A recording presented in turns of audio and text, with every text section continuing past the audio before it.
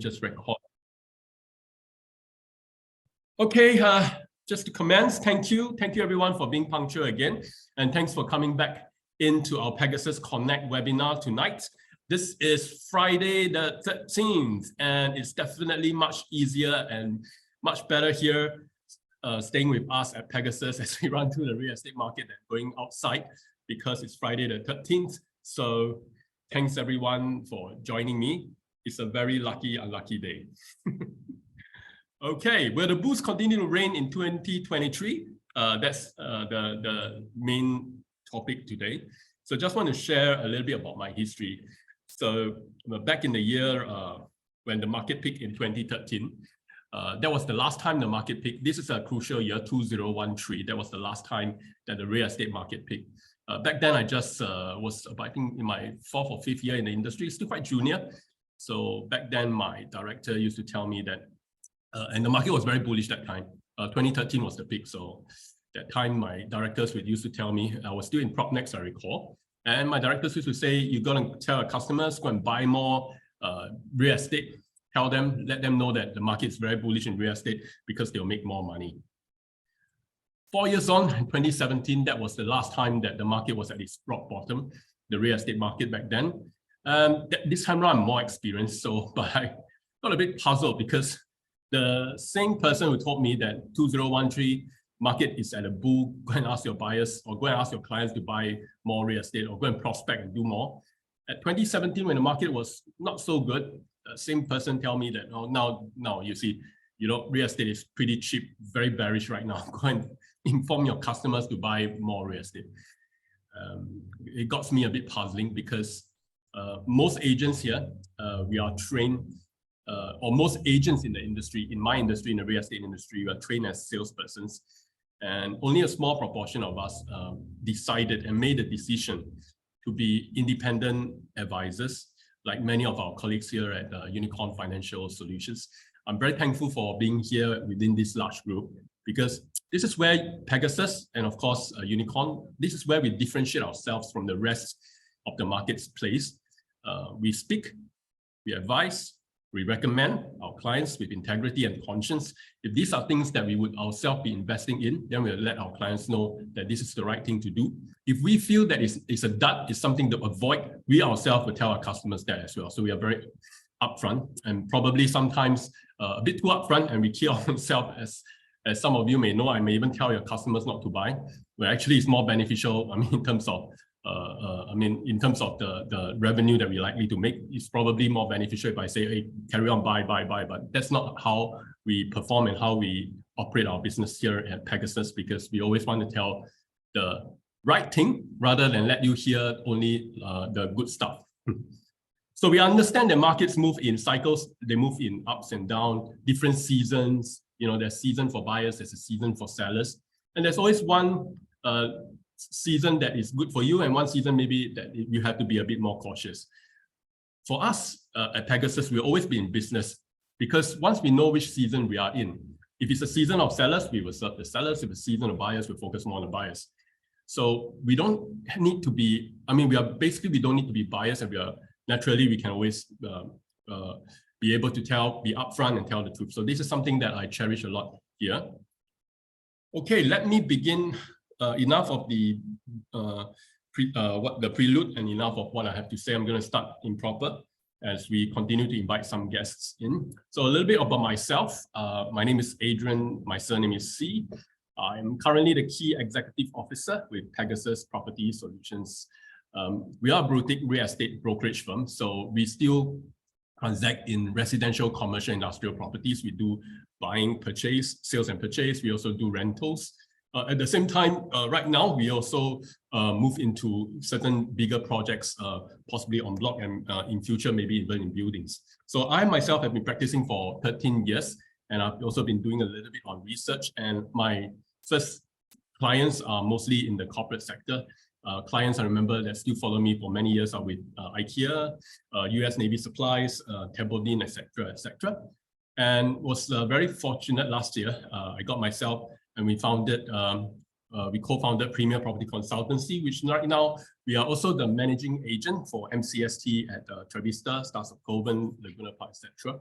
So one of the key things, or one of the key learning points I had when we started this building management firm was that we get to know a lot of good and how is it reliable information, or sometimes information that you probably wouldn't be able to tell. For example, you want to know if the maintenance of a building is doing well. You probably need to know if the funds are sufficient for maybe for repainting works coming up in the next 1 year or 2 years, or whether the council itself or whether the management itself has sufficient funds or insufficient funds to carry out all these works.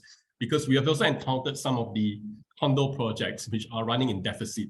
And if you as an investor come in, the moment you buy, you realize that a few months later, you might receive a red letter telling you that you need to pay a special levy and need to do top up, etc. Because probably around the management of the expenses or thereabout, sometimes the council did not do as a good job. So generally in Singapore, most of the councils have been doing a very good job.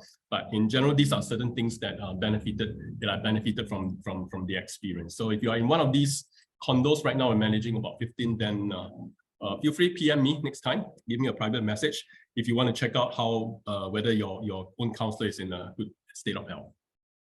Okay, just a short disclaimer, because each individual we have different expectations and we have different profile. So sometimes our risk appetite is also varies and it's also not the same. So for that reason, I feel we just want to put up this disclaimer in case you follow it wholeheartedly. And that's why your consultants come in, because their sharing and their personalization and their ability to customize a financial plan for you becomes very important. Because with their assistance and then with our knowledge and our expertise, then we come in and we let you know what is a suitable plan for your real estate investment strategy. Okay, I'm going to start off by talking a little bit about HDB market, which has been very bullish, as we find out even until today. Market is for HDB. So for HDB homeowners, that's the positive news so far. Last year, from the bottom in 2020 until now, the market has actually climbed up about 30%. So that's the last time it peaked again is in the year 2013. This was the last time. And since then, the market kind of moderated. You could see this line here was moderated, and then it started to peak after the bottom in 2020. So what caused this peak? Primarily, there was a lot of delays in BTO projects, the completion of BTO projects, and many newcomers or first-time buyers was forced to reconsider their strategies and moved on to the resale market. So, and also at that time, where we have a lot of, when we were under COVID and during the COVID period, a lot of us just kind of get a different perspective towards space, especially when you're living with our family members. So for this, a lot of singles has also started to move out of their family household, usually in a larger family household, and started to find smaller apartments, 3-room flats, 4-room flats in the general marketplace. And so that also started to come in while the BTO projects were still trying to play a catch-up game. So much of 2021, much of 2022 was a catch-up game for HDB to start to build and create and resolve this supply bottleneck back then, and that caused a large surge in the property price. So next, how has HDB market performed over the last few quarters and also over 2022? You could see a very spectacular year in 2021, just right after COVID-19. And then last year, it actually rose by 9.8%. But a very important trend we are also watching right now, if we compare 2021 Q4 and 2022, the flash estimates that was only announced recently, you could see a moderation in terms of price growth. So prices have started to moderate. So, but overall, it's still a fantastic year, 9.8%, although prices have started to slow down a little bit, especially after the latest round of cooling measures that was announced in the fourth quarter of 2022. Here's our forecast for this coming 2023. Most importantly, HDB right now is on track to release another 23,000 BTO flats from 2023. Just to know the average number of flats they release for BTOs every year. So that's about 14,600 to 17,000. 17,000 is kind of the average per year that HDB releases. So they are actually increasing their stockpile by another 30% more units this coming year.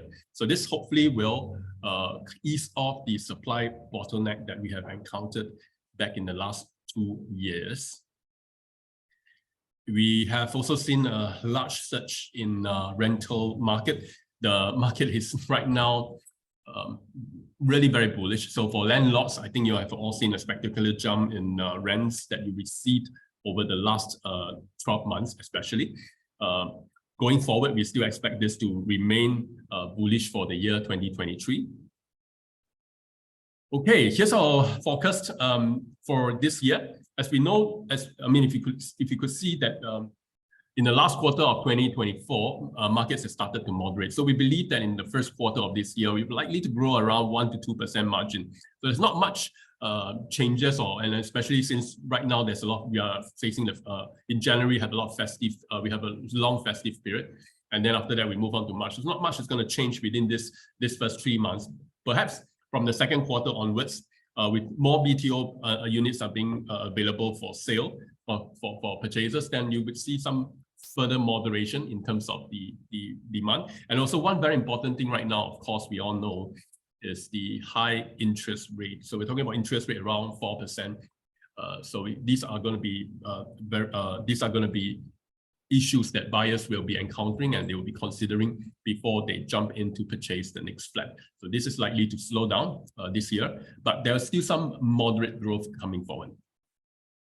Okay, as I mentioned earlier, the interest rate right now is very high. So one of the key important things is to we highlight on prudent borrowing.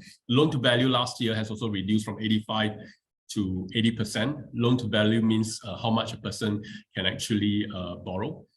There's also a 15-month wait-out period for private homeowners buying HDB resale flats. In case you didn't know, these are the two cooling measures that came out in the last quarter of 2022. So what is this 15-month wait-out period? Basically, if you are a private homeowner, if you are a condo home owner right now, if you own a condo unit and you sell it, before you are able to purchase right size to a HDB, you have to wait for at least 15 months. So almost 1.5 years later, then you can buy. So today, if you sell a condo, you're going to wait 15 months before you can buy HDB flats. And this is actually a dampener for especially trying to cool off the $1 million HDB flats that we see, because majority of these $1 million HDB flats are actually purchased by HDB downgraders. So from condo downgraders. So this is why we needed that kind of that 15-month wait-out period here. So next. We move on to the private residential market, and this small chart here tells us many, many stories, and I'll just like to relate some of it to all of us. Okay, first and foremost, we can see that there are a few years where the market is very bullish. So these are the few years. Right now, we are also in an uptrend, and the market was also quite bearish. So one of the key signals we see is that since 2013, when the government implemented quite a numerous types of cooling measures, we have seen that the market is now probably moving in a moderation mode. We no longer see something like that, a sharp V curve, but more like a moderate U, maybe less than a very moderate line, probably even a straight line kind of curve. So how should we see if we expect going forward, if there is any market price correction, how should we see it? Probably we will look at something, if there's a price correction, is something between 15% to 25%. And this gives you a good signal. So if your condo price has fallen by less than maybe about 10% thereabouts, you know that it is actually quite a good price, quite a reasonable price to probably even enter the market then. So these are some of the telltale signs. Another important sign, as you see from the numbers, is that every time where you see a lower low, you will see a higher high. So every time you see that the market corrects itself, it will get into a higher high. And that's something quite important. So we continue to breach that 2013 mark was here, and we continue to breach that 2013 price level. So right now, we are at the highest peak in the real estate market, and we have already broken through the 2013 price mark. Okay, one more final thing, if you are sharp enough and you notice, was that between the bottom to the peak, 2009 to 2013, that's about 4 years. From peak to bottom, 2013 to 2017, that's another 4 years. And between 2017 to right now, it's about another 4 to 5 years. And this is what we also we learned in the real estate sector is that for market to peak, between a peak and a bottom, it takes about average about 4 to 5 years. So right now, with a lot of factors that are coming in, possible global recession, high interest rate, high inflation, and some of these reasons, we feel that we are probably at the peak of where the private real estate market is and poised for a correction. So let's see, are we predicting a slowdown in the market? Is that coming true? But we still had a spectacular year. 2021, market grew by 10.5%. That's fantastic. And then in 2022, we grew by another 8.2%. That was last year. But interesting to note is that in Q4 2021, we grew by a spectacular 5%. And right now, last quarter, we only grew by 0.2%. So you could see a big change in the growth momentum and a big switch, or rather a big switch in the gear. So right now we're actually moving a little bit slower, a little bit more moderation. There's still small growth in certain sectors, but overall the market is getting slow, is slowing down. And as later on, as I'll share with you more data on which sector is actually slowing down more than other sectors, there's certainly a little bit of difference as well. What is a healthy kind of growth in Singapore? We're actually looking at somewhere around these years, about 2 to 3%. That is what the government is aiming for. So for real estate market to actually grow yearly by about 2 to 3%. So I've seen some astronomical numbers here, which is actually not so healthy. But in 2019 and 2022, those are the numbers we're going to see in the real estate sector. And also in those years, you don't see so many cooling measures being implemented. So that's one of the other things, because that's when we want to moderate about 2 to 3% a year. Okay, so where are we right now in the real estate market? So as we mentioned, this was how it is. So if I were to just draw a graph, we have just come off the peak. Probably here, this was fourth quarter, 2022. Okay, sorry, my handwriting is really ugly. And right now, we are actually moderating. So for those people who have bought somewhere around here, or are intending to purchase any property within right now, there are only certain groups, and as I'll share later on, like homeowners and investors, what is the better time for you to come in? And we'll go into more specifics right now. But we are somewhere near this point here in the first quarter of 2023, where market is moderating.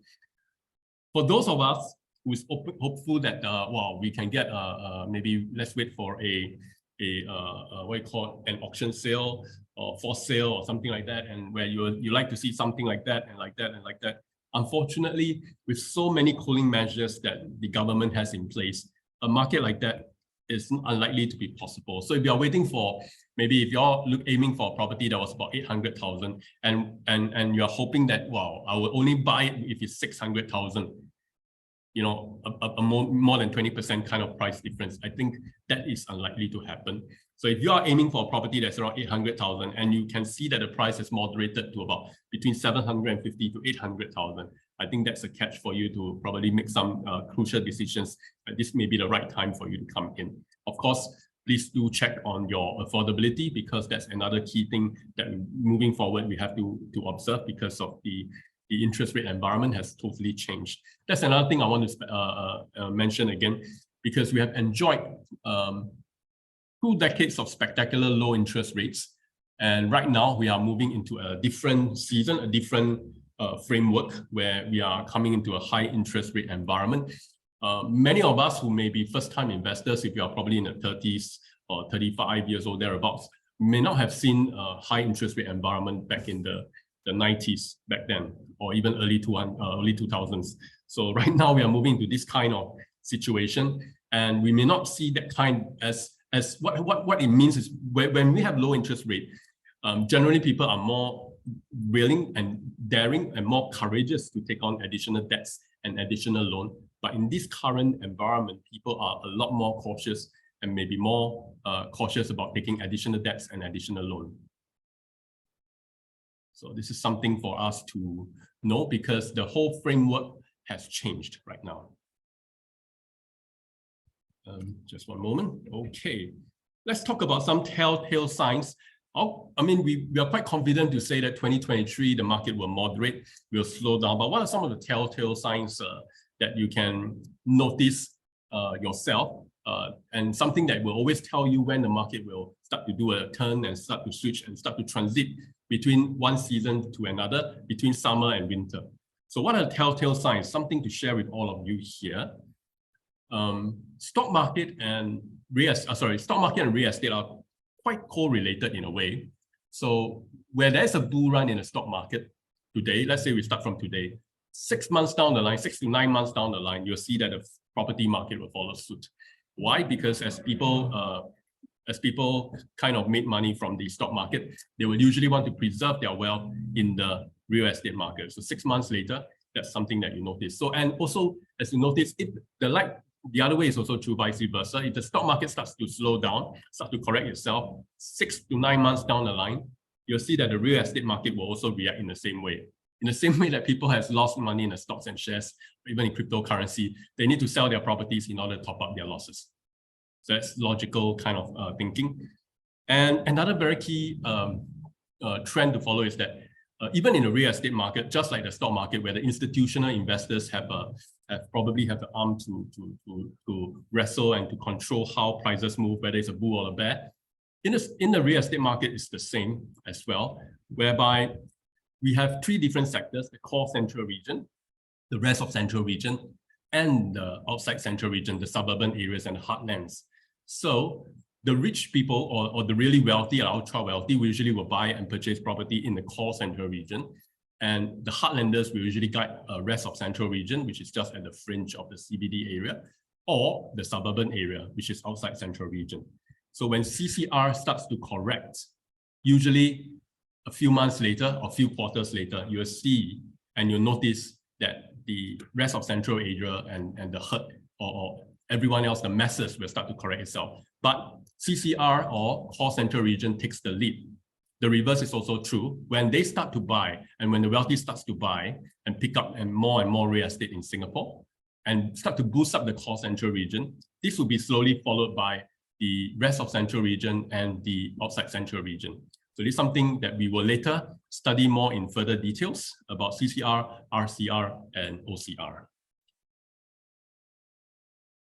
Okay, we're going to do a bit of forecast right now for the private residential market.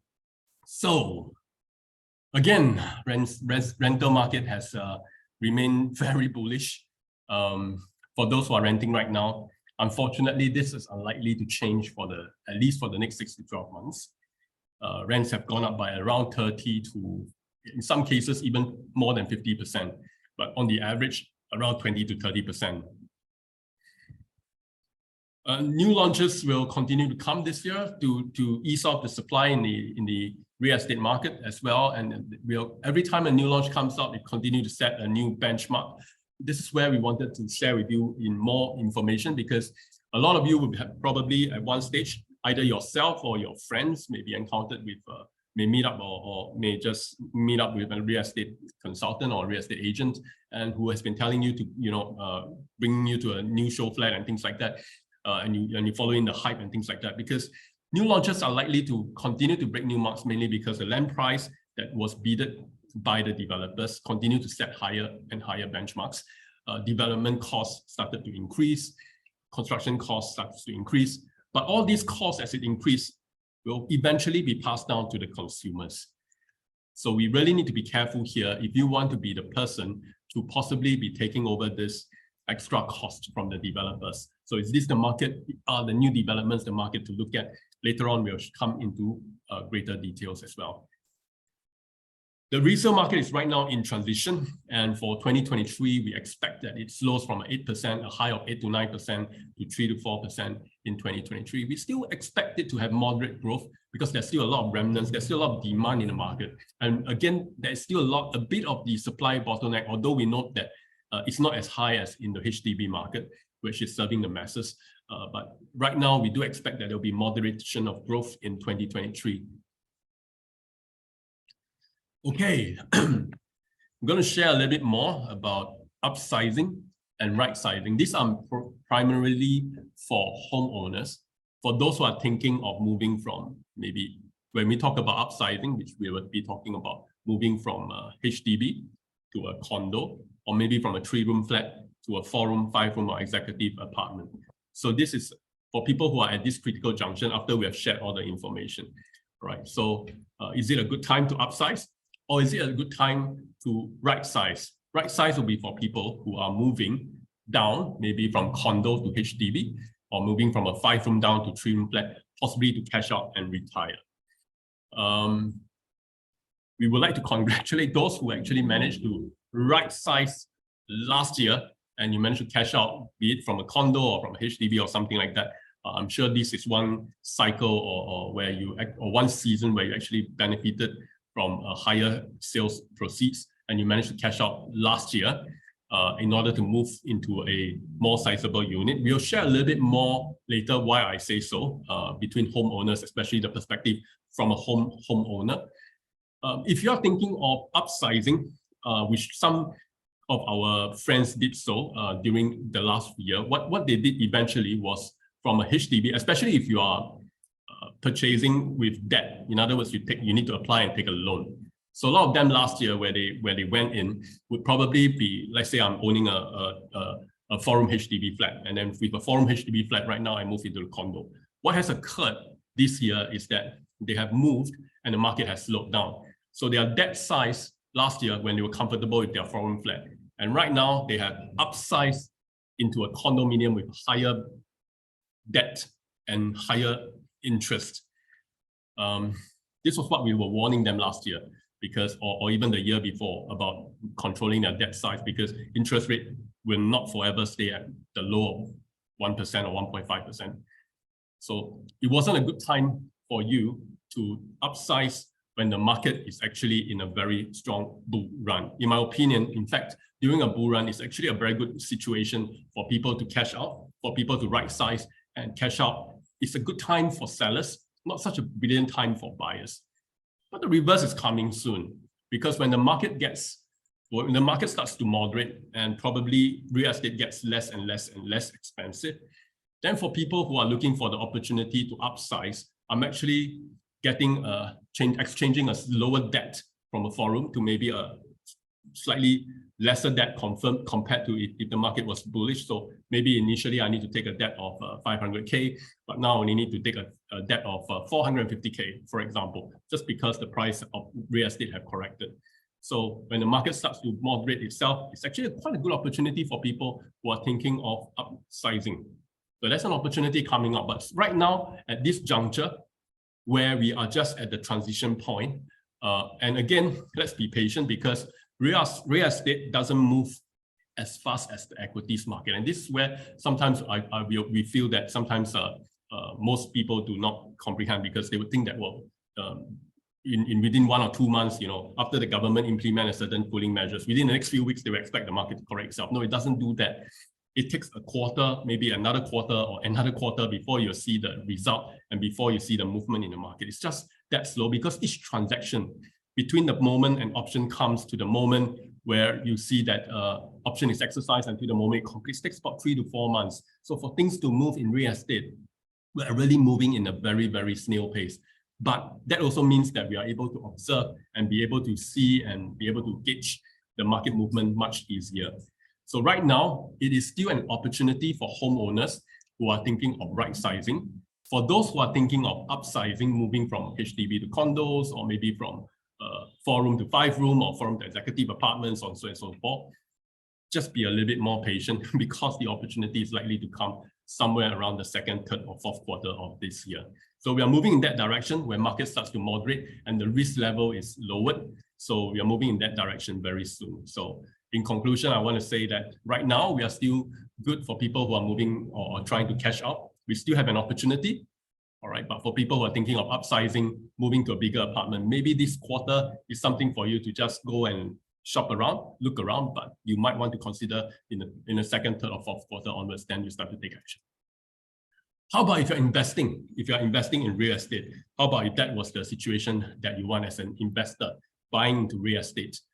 When I talk about investors, I do not mean people who are buying or occupying a house. I really specifically meant for those who are actually having their second home. So for investors, likewise, right now, for those people who are holding on to the second property or third property or fourth property, it is probably a good signal for you to consider cashing out if you need to. Obviously, if you are holding on to a very good rent at this moment and you have the holding power, then and you're not really after capital gains, then I think you can hold on for much longer because the rentals are still pretty strong. But for those who are looking at cashing out and maybe switching an asset class, moving from real estate to equities, which are actually at a very discounted rate right now, if you are thinking of switching between asset classes, I would think that this is a very good opportunity and probably a very good timing for you to consider doing that. But people who are wanting to enter the real estate market to buy a second and third property, it will be the same situation as those who are thinking of upsizing. Just be a little bit more patient. The opportunity we feel is coming soon, probably towards the middle of the year, and so on and so forth. This is a good time for you to do your shortlisting, for you to do your homework, for you to do your study, or for you to have discussion with your financial planners about your plan and get yourself standby, because coming in and committing to a real estate is not some small matter. It's possibly going to cost you quite a bit of money. So this is a good time for you even to catch up with a financial planner, with an advisor or somebody to look into your whole portfolio and strategize, come up with something, because we can, for us, we are actually here to look at the real estate perspective and tell you whether it's a good time to not or not. But the affordability, the whole situation with high interest rate and so on and so forth, I think you really need to sit down with someone, have a good discussion and find out whether your own finances really permits you to enter the market in maybe 6 months or 9 months or towards the end of the year. So these are things I think we need to do more homework within this 3 months or this quarter. In fact, I think this is the best period after Chinese New Year, maybe to catch up and do your homework. All right, I've come to another point where I want to stress because I feel that a lot of us misunderstood the difference between owner-occupier investors. Many times as I serve my clients, sometimes I do encounter people telling me that, we always ask them the question, are you looking for own stay or are you looking for investment? A lot of times says both. Sometimes clients will say, own stay and investment. Just want to tell you that from a real estate perspective, from someone here, highly unlikely that you'll be both. Yes, you would like your own home that you purchase to appreciate in value, but the investor's mindset and the owner-occupier mindset is going to be quite different. And we're going to go through some case study in a short while, just to understand what's the difference between an owner-occupier and investor, and what we mean by investor. So owner-occupier's mindset could be very different, because the big question is your home currently the one that you own? Is it likely to be an asset or liability? If we can understand this, then when we have a real estate portfolio and we start to do some planning, or even when you sit down with a financial planner, we can have a better vision of what your home, whether your home is really an asset or is your home really a liability, and how can we restructure our assets and restructure our investments such that we can make use of real estate, or we can liquidate and then make use of the funds to reinvest in certain other instruments that will help us to grow our wealth for financial independence, for retirement, for children's education, so on and so forth. So we really need to understand this very carefully, because a lot of Singaporeans, or even Asians, I will put, not just Singaporeans, Asians per se, we love real estate so much, we believe it so much, we put and pour our entire money into real estate, and that could be our only home that we own, and hoping that when we retire, we'll have a lot of money coming up as a cash proceeds. Maybe we downsize or we do something like that. So we want to understand this. So the only way for me to illustrate this is through a case study. So this is where I would like all of us to participate later on. You can put in the chat group, all right? Just state your answer or state whatever you think is right or not. Just feel free to comment. So this is the case study which I'm going to go through with all of us right now. Okay, this is generic, okay? It happens, and it really happens, and it's something that is quite common to a lot of us. So assuming ourselves, okay, myself as well, we bought a HDB flat at 500,000. So this is the price that we entered the market, 500,000. Okay, most of us will need to pay at least a 20% down payment, or we use 100,000. Doesn't matter whether you use cash or CPF, okay? It doesn't matter. Just basically we paid 20%, paid 100,000. We took a $400,000 loan. Right, so I paid 100,000 and I borrowed 400,000 either from HDB, or in this case, okay, let's use HDB. So HDB took a HDB loan because HDB gave me an interest rate of 2.6%. All right, Obviously, if you have taken a bank loan right now, it could be 4 or 5%. But on the average, if you qualify for HLE, the loan interest is about 2.6% right now. That's stayed for quite a long time. So this is the case. 25 years loan tenure. So you're in debt for the next 25 years unless you fully pay for it. This is the part. So to help all of us with the calculation and to find out whether it's an asset or liability, basically this is how we determine it. Your monthly loan payment would be 1814.68. So I've already done the calculations for all of us. All right.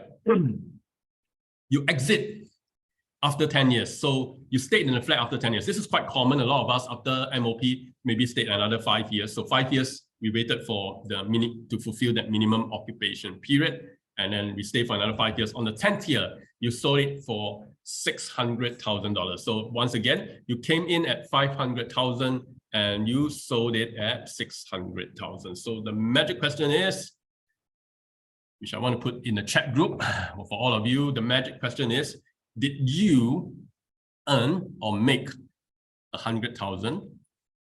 Did you lose money or did you break even? Remember, you bought at 500 grand, sold at 600 grand. I calculated the interest rate for you.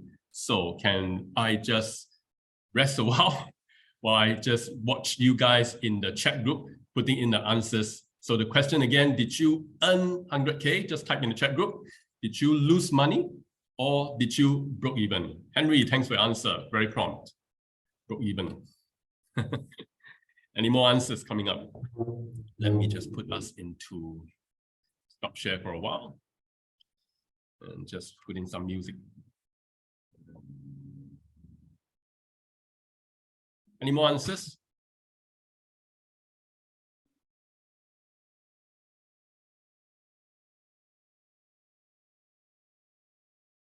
Feel free just to type in, did you earn 100,000? Bought the house at 500 grand, sold at 600 grand. Did you make money, lose money, or broke even?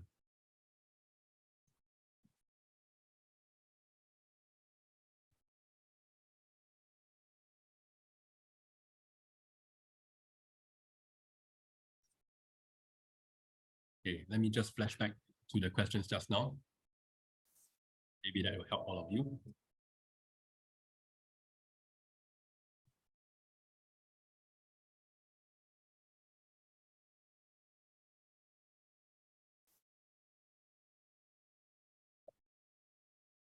Oops. Yeah, this is the question. So this was the situation. You bought a house for 500 grand, paid the down payment. After 10 years, you sold it at 600,000. Did you make money, lose money, or break even?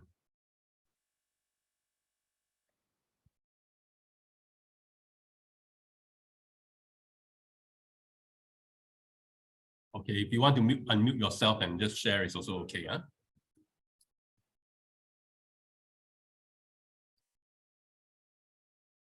Wow, this group very shy.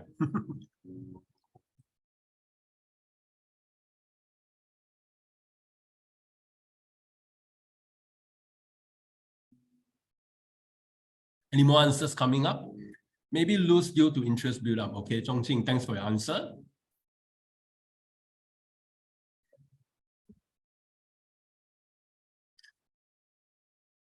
Okay, this is the house you stay. Bought at 500 grand. Desmond says lose money. Thank you for your answer, Desmond. Simple question. No right and wrong. At this moment, yeah, no right and wrong answers, just for sharing. We still have some new members coming in.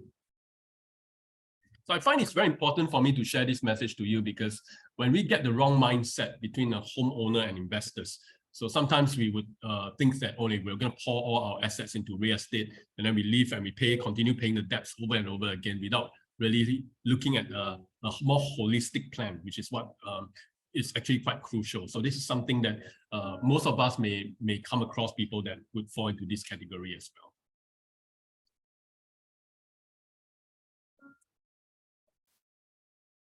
Okay, let me share the answer then. Let me go back to sharing my answer. Okay, So the question once again, for those who just joined in, was that we bought a HDB flat at 500 grand, we sold it at 600 grand 10 years later. Did we actually make 100K, lose money, or break even? If you just take it piecemeal, you probably think that you made 100 grand. So what is the situation? So let's take a look. You have paid upfront stamp fees when you first purchased the property. You have paid $9,600 for the $500,000 flat. The interest that you have paid over 10 years would have been $89,180. Agency fees that you've incurred would have been around 17,000. So we already exceeded 100 grand. The other cost that we also need to factor in includes your monthly service and conservancy charge. If you amortize or if you calculate, accumulate over 12 months, it's probably going to cost you about 1,200 thereabouts. But one very important cost that a lot of us did not recall is renovation costs. So upfront for that 500,000 house, you may have paid another 20 to 50,000 just to renovate it to a comfortable home. So that's another cost that we've incurred. Legal fees, the maintenance costs over the years, maybe things start to break down. You may have to change your water heater, you may have to change your pipings, you may have to change your lightings, or you may have to do some maintenance around the house. But of course, the bigger number will probably be your renovation cost, the bigger lump sum here. So these are all the numbers here, where you could see that if you have come in, so same question goes forward, then would you consider your house now an asset or liability, the one that you stay in? To me, basically the house that you stay is something that you consume. And to put it in layman terms, it's not something that put money into your pocket, because this is something that you stay, so it doesn't put money into your pocket. Then how do we convert it into something that is an asset for real estate purpose? So this is the second situation. Now, you change your mind, you decide that you're not going to sell a HDB after 10 years. You change your mind and decide not to sell your HDB. So we'll try and look at it, all right? You move into the condo and you rented out your HDB for $3,000 a month. Okay, right now for a house that's about 500,000 and you bought probably around a 4 or 5 room flat, it is possible to obtain a rent of around 3,000, or in fact, maybe even more. So you move in a condo and you rented out your HDB, you decide to do that. So after paying back your bank installment of $1,814 for and the service and conservancy charge, all these included, after all expenses, you still have around $1,000 in your pocket, and that's your passive income. So my next question to you, to all of us here, the guests here, is can you guess what is my next question? So if any one of you can guess what I'm going to ask next, based on this example, right? If any one of you can correctly guess it, then this time there's a present and there's a gift. I'm going to give away a pair of movie tickets from Golden Village. All right, seriously, a pair of Golden Village movie tickets for anyone that can correctly guess or come close to the answer of what I'm going to ask my next question to be based on this scenario. Please put in the chat group, right? And play some music. Sorry. Guess the question. So this is the scenario. Guess the question. Open to everybody. Just type what you think would likely be the next question I am going to ask based on this scenario. Stand a chance to win a pair of Golden Village movie tickets. Any show, any dates, can also go with your partner on weekends.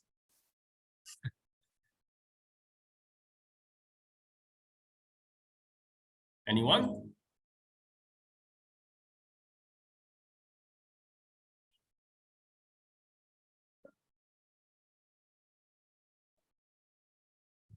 Who owned the condo? Very good guess.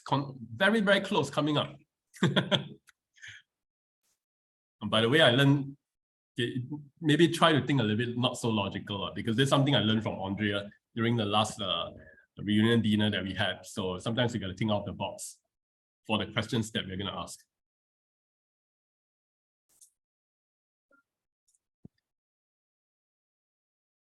So if nobody's going to challenge That's a good question, Hui Ming, because if nobody's going to challenge Henry, we're likely to award the gift to Henry. Just by participating, you get a chance. Okay, we get the closest answer.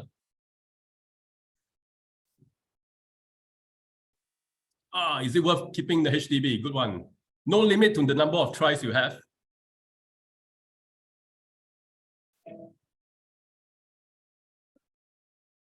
Let's not wait forever. Let's give it a last final 1 minute.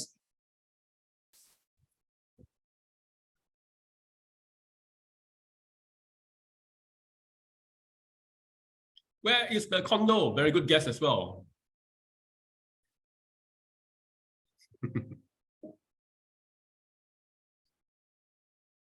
How much is the condo? Wow, very close as well. Yeah, a lot of hints ready coming up.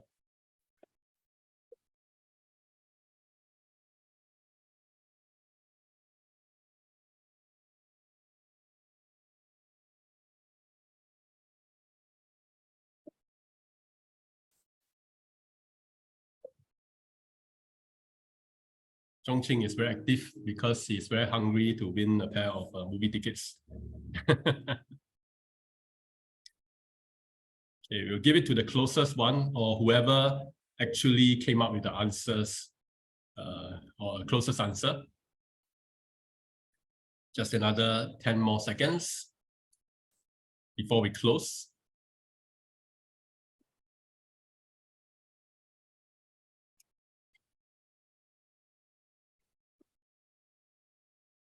Five more seconds.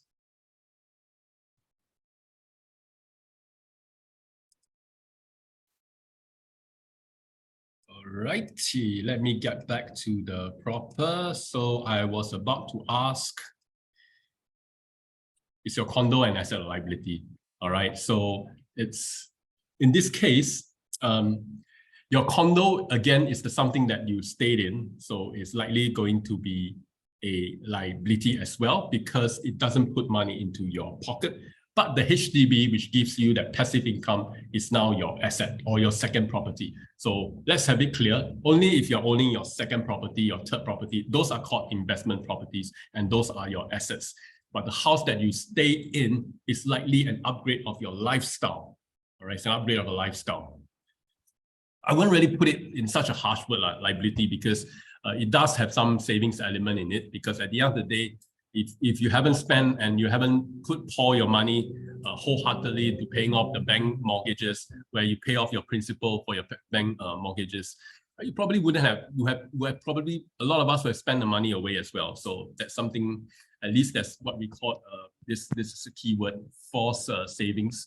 So many of us who own our property, our home, probably didn't understand this, that we are actually just pouring in money because your loan installment is split into two parts. We have what you pay for as the principal and also what you pay for as the interest. All right. And your principal that you continue to pour in is actually the amount that we call forced savings over the time.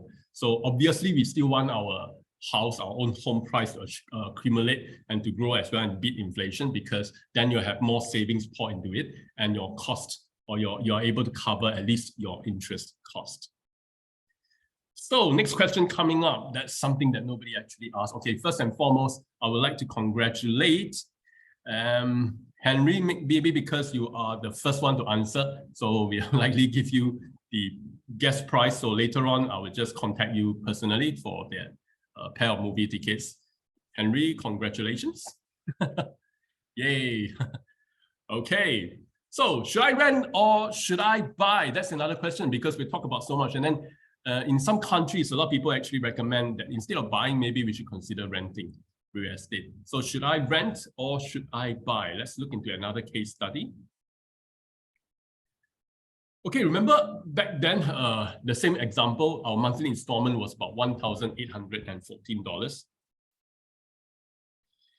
Right, $948 pays the principal and $866 pays the interest. So earlier I was sharing with you that every time we make a monthly installment, it is split into two parts. It's split into the principal and the interest. So for 1814 installment that you pay per month, 948 goes to your forced savings to pay off your principal, and 866 is the cost. So this is your forced savings, and this is the cost.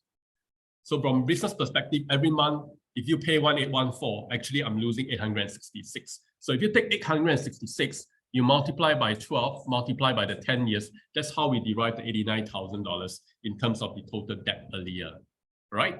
Your monthly and service and conservancy charge, there's also some cost involved, cost you another $100 a month. So what other costs is there? Okay, you spent 50K on renovation. So if I look at it, even though you spend 50K on renovation, you spread it over 10 years, that's about $416 a month. Your monthly rent is about $3,000. But if you add all these three together,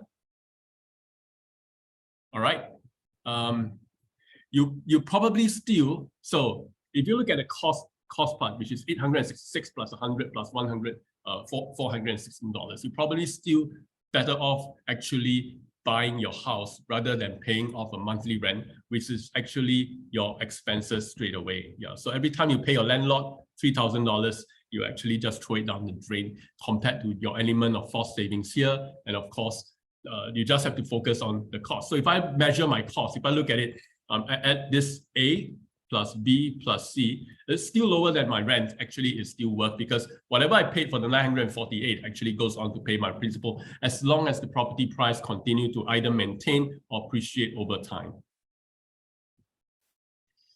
So coming to it, then where are we in the market cycle right now, where we have some opportunities that we want to share with all of you?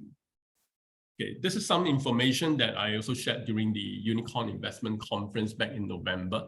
And it's something that I thought I want to share with all of us tonight, because many of us would be probably meeting with a friend or who may be proposing for some projects out there, the new developments that we mentioned earlier. We can see at the price growth here between new launches and resale in the private sector. All right, so we could see that new launches actually appreciated since 2017 until now by about 90%. Likewise, resale market has only moderated and grown by about 22%. Right now, the average price for new launch is about $2,251. The average price for a resale is about $1,451. So that's the average price right now. Okay, so those are the kind of pricing that we see. But the way we look at it is that this price, or the red line that you see, is actually a price curve determined largely by developers, because they set the price.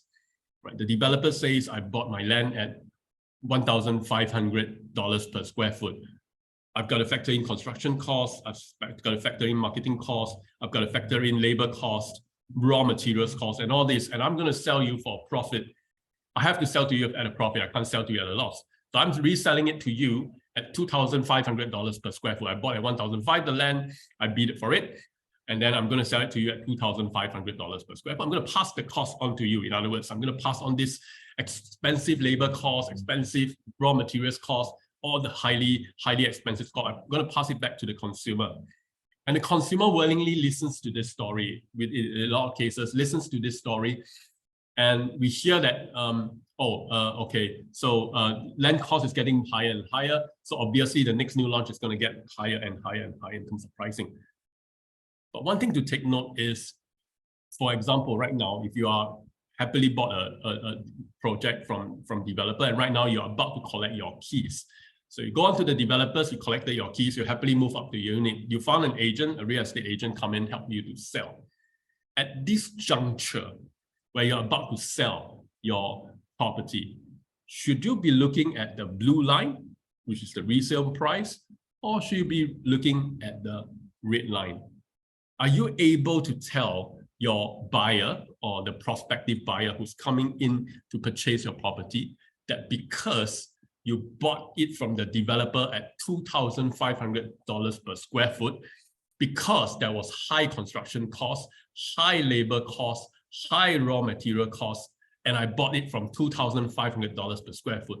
Today, I need to sell it to you at $2,600 and $2,700 per square foot. Would the market react that way? So if we have seen the wrong curve and the wrong price curve, and as you see, the gap between new launches and resale starts to open up wider and wider. The way I look at it, we could see a lot of discounted and opportunities actually now in the resale market, especially if you can compare within a locality, within let's say if you're talking about, for example, in Beauty World, right? If you can compare a new launch, which is likely to launch around $2,500 per square foot, and you can find something similarly new, maybe about $400 to $500,000, or sorry, $400 to $500 per square foot difference in price. I think maybe the resale is something that you can really consider. Why do I say so? Because imagine you have a flat, or you found a unit that's about 1,000 square foot. Okay, the new launch price is $2,500 per square foot, and the resale is actually $2,000 per square foot. So you see a price difference of $500 per square foot. So for this $500, and you multiply by 1,000 square feet, that is almost around almost about, let me see, 1,000 multiplied by 500. I'm getting a bit slow tonight. That's almost about $500,000, 500,000. Just ask yourself, with $500,000 as a renovation budget, are you able to make good that resale property into something close to this? Obviously, we're not talking about amenities and all those, all right? Because you are likely to change the pool, you're likely to change the gym or so forth. But looking at the interior, are you able, how much of this 500,000, maybe you don't need to spend a fraction, maybe 100 grand or 200 grand, you can get something like a new project. So that could be something for us to consider if you can find something out there, especially at a discounted rate. Right. We mentioned a lot of times the key year, which is 2013. This is the last time real estate market peaked. Today at 2023, it's almost a decade on, and we are facing the next peak, and we are going through the next correction. So many a times back then, there are also people and also buyers who bought at the year 2013, who entered the market back then because they believe that new projects is likely to, if you buy from developers, there's definitely going to be upside. So the myth that you only buy from developers because it is almost 100% sure you make money. We are going to dispel this myth, and we're going to show you examples of why knowing which season to come in, why looking at, why strategizing and knowing which season to come in. Obviously, we can't prophesize and say exactly which month, exactly which quarter you'll hit the peak and so on and so forth. But we do note the season, whether it's a season for buyers or season for sellers. And this is something that we know, and we can share this information. So for people who bought in the year 2013, 2013, these are some of the projects that was launched in that year. Marina 1 Residences, 9 Residences, KAP, Sienna, Monjavoy, Stratum, J Gateway, so on and so forth. Okay, these are some of the projects that were launched in 2013. And look at the average price today. Okay, there's quite a bit of difference, mainly due to location, mainly due to amenities, mainly due to transformation. Right. But just from a piecemeal, by knowing which year you come in, because they came in at the peak. So right now we're at another peak. And imagine you coming in, and 10 years now, this could be the numbers that you're looking at in terms of percentage change. Okay. For some of those that perform quite decently, for example, let's take a look at maybe KAP Residences, which was doing about 5%. The next question you got to ask yourself is, yes, it did 5%. Yes, it was about 5% growth, but over 10 years, is 5% really something that you were looking for when you invested in real estate? So that's something for you to consider. So majority of them actually, in some cases, like in Monjavoy, like in Marina 1, like in Sienna, actually majority of them until today, even with this current bull run, they are still unable to break even the cost price. And we're just talking about, using the same example just now, you came in at maybe 500,000. We're just talking about matching it at 500,000. We're not talking about 600,000 and so forth. So not forgetting that they also have interest cost if they have leverage. And right now, the interest cost is getting much higher. So if you have come in at the wrong season, you will see the wrong results. And I'm going to prove to you again using another example. Okay, these are two projects, right? Which came in, which was also launched, but over different period of time. One is in a pristine location in Bishan. The other one is in Eunos, and both are in very good location. But they are actually bought in different seasons, during different seasons. Bishan was bought when it was at the peak of the curve. Eunos was bought when it was at the bottom of the curve 4 years ago in 2017, thereabouts. Sorry. So in Bishan's case, both the curve, of course, both managed to break even right now. But in Bishan's case, the project is called Sky Habitat. Today, it's only about 4% increase in price from the day that they entered over a 10 years period. 4% over 10 years, you can do your division, you know what's the numbers. Let's take a look at Eunos. In this case, this is Park Esther. For those who came in 2017, they knew that that was the right season because at that time, it was a buyer's market. It was still a buyer's market. All right. So anybody who had bought from 21.4, 21.5, 21.6, all the way to 2017, they are actually buying in during the buyer's market season. And they came in, and within a short period of time, they saw the benefit. So coming in at the right season or wrong season, whether if you are a buyer, if you are buying, whether you're upsizing, you're right sizing, whether you're an investor, you're selling or you're buying, knowing which season to come in is extremely crucial, because one such wrong move may result in perhaps the nice thing we can always ease ourselves or comfort ourselves is to say, well, eventually if we hold it long enough, the property market will start to correct itself. But bear in mind, during this period of time, what kind of opportunity cost we have missed, because there are other assets classes that are discounted that you could also consider. So there are some opportunity cost that is around that you may have missed. All right. So if you hold on, like for people in Bishan, they held on and held on and held on and held on and held on, especially for those who are buying for investment, they held on and held on and held on and held on until now.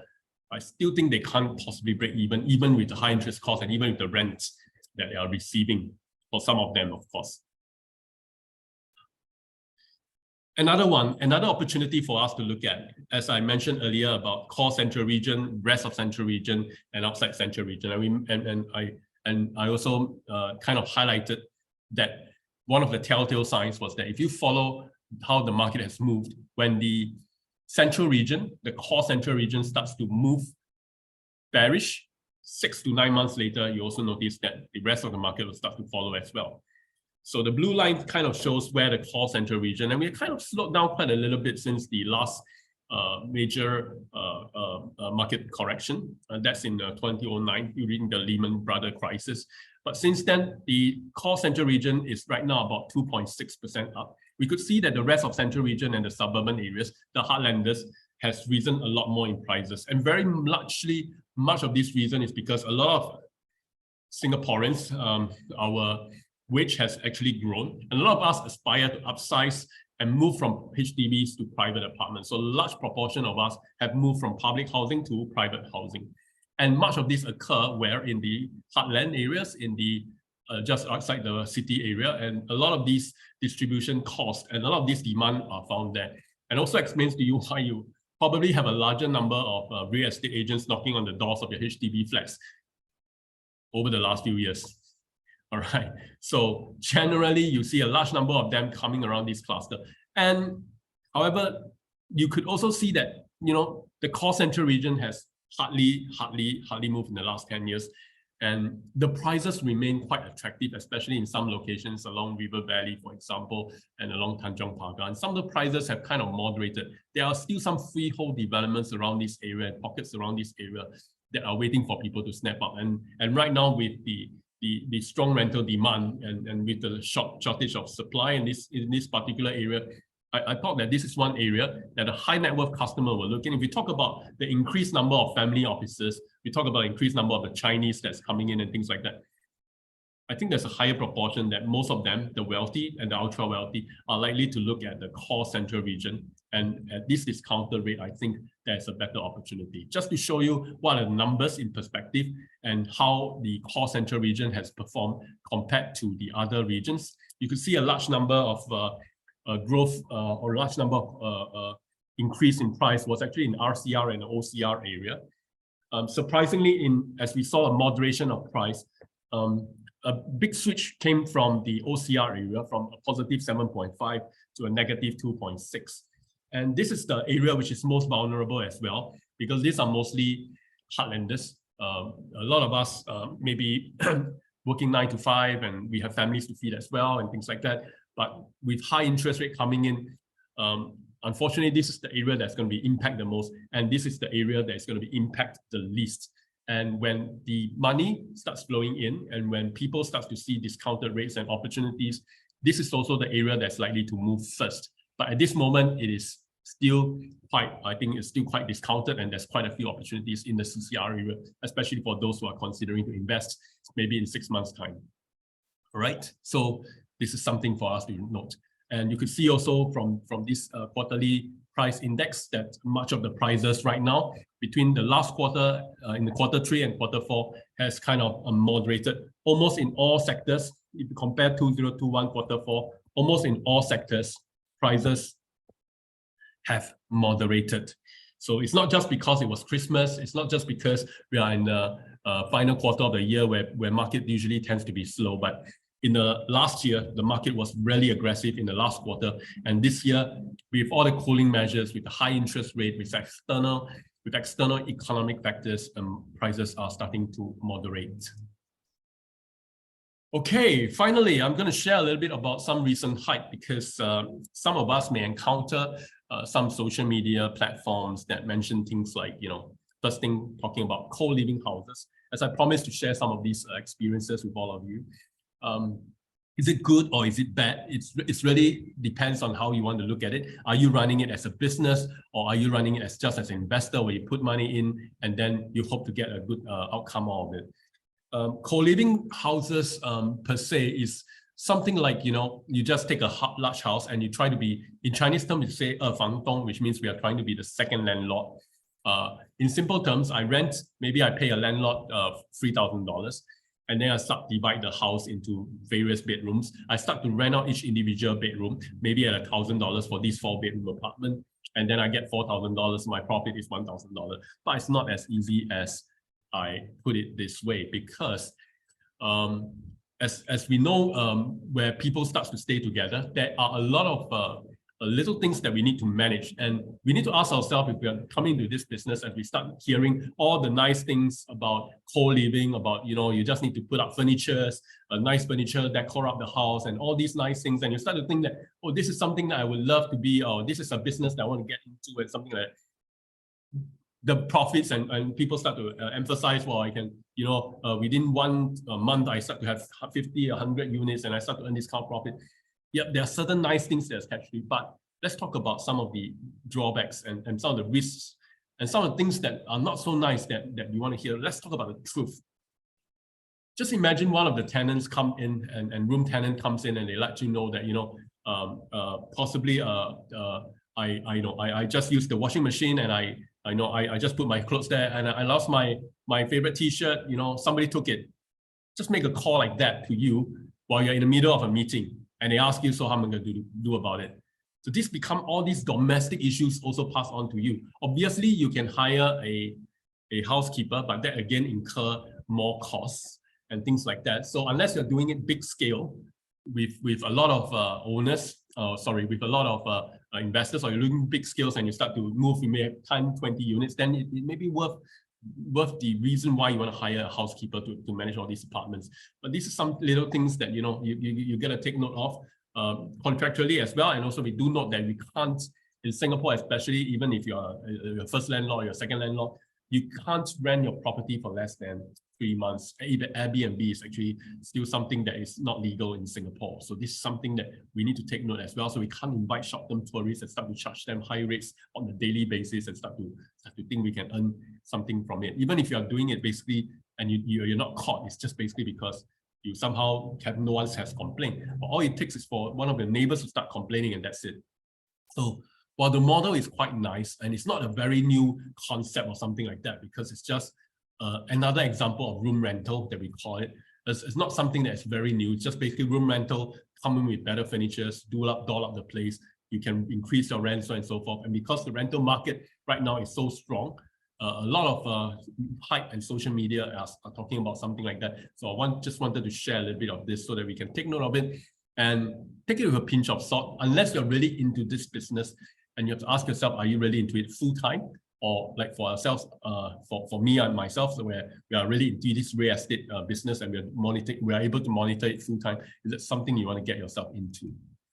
The other one is co-working. I think this is a little bit more positive about co-working space that's coming up. We're seeing a lot of these co-working spaces starting to spruce up all around Singapore. And I think it's probably here to stay. And there are various good reasons why I feel that it's actually a very good concept.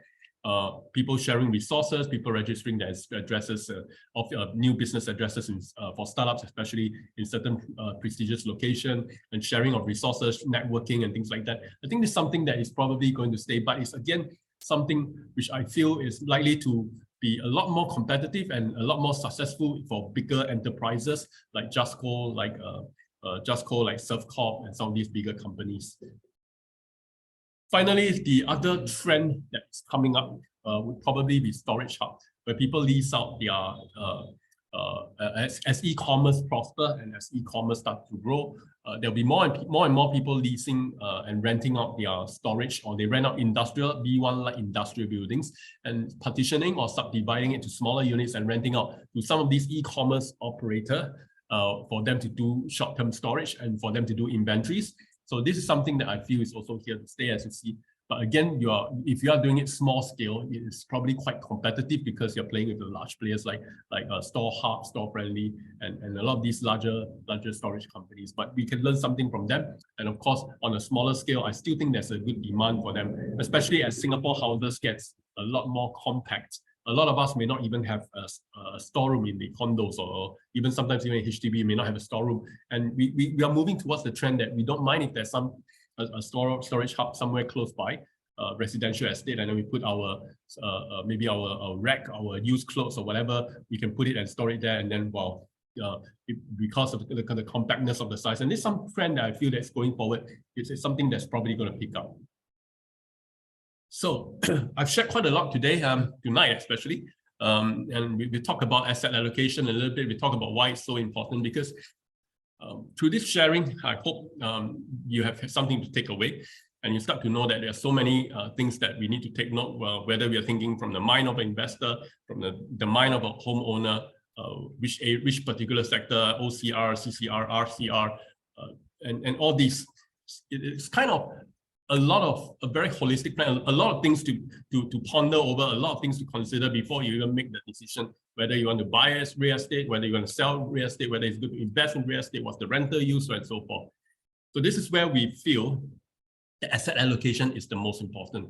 As we share about the timing for people to upsize, the timing for people to right size, the timing for investors to buy, the timing for investors to sell. This is where we need to work together, possibly yourself, or with a financial advisor, or yourself, to really look into these four areas, or rather this big area called asset allocation, and start to know which are the areas or which are the season where we are supposed to do some strategizing. Because right now may be a season for buyers. Sorry, right now may be a season for sellers, and may not be such a good season for buyers. So if it's a good season for sellers, is there an opportunity for you maybe to cash out? Is there an opportunity for you to look into cashing out from your investment property and looking into other assets class for the short term, especially since interest rate is so high at this current moment? So cash out, take your sales proceeds, move into other asset class, come back maybe 3 or 4 years later when the markets becomes a lot more attractive, and then move back to real estate after you've made your money from other asset classes. So this is something that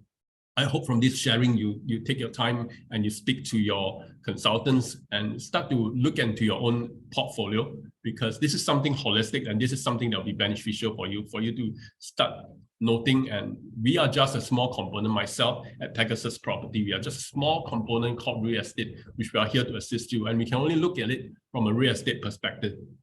And a lot of sometimes we see in agents out there, real estate agents claiming to be asset strategies or enhance your assets or things like that. We're only talking about real estate, and we're not talking about we're not talking about bonds, we're not going to talk about cash, we're not talking about stocks, we're not talking about crypto, we're not talking about other investment opportunities. We're not looking at it holistically. So I would encourage you to speak to a planner or financial planner or someone to really look at the whole plan, look at the affordability, do a stress test if possible on the increase of the interest rate, and something before you embark on this real estate journey. It is the time, and I just wanted to close this today's webinar with before we can possibly have a casual Q&A with this quote from Warren Buffett. It says that only when the tide goes out do you discover who's been swimming naked. And we're starting to see a lot of these examples today, because as I mentioned, for 2 decades, we have enjoyed a low interest rate environment, and we are only right at the beginning of a high interest rate environment. It's likely to stay for a bit of time. So during this time, for people who have rushed in to buy real estate over the last 2 years, that have been hearing stories about, asset enhancements, they've been told stories that, you probably would definitely make money from real estate, and that probably was just being a bit too nervy and just jumped on the boat or something like that. This is likely what's going to happen unless you have done and you have really planned well, unless you have already done your financial planning and plan your resources well. Because right now, when the tide goes out, otherwise we'll be seeing all of you, the ones that actually jumped in, right, swimming naked. So thank you tonight. Thank you for being with me for that last, let me see, 1 hour. Yeah, 1 hour and 50 minutes or so. And if you have any questions, you can type in the chat group. Or if you have any questions, you can also just unmute yourself and I can see what I can do to take all these questions. Thank you.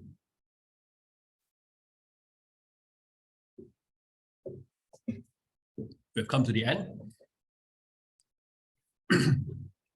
Right, this is where I'm going to stop recording, because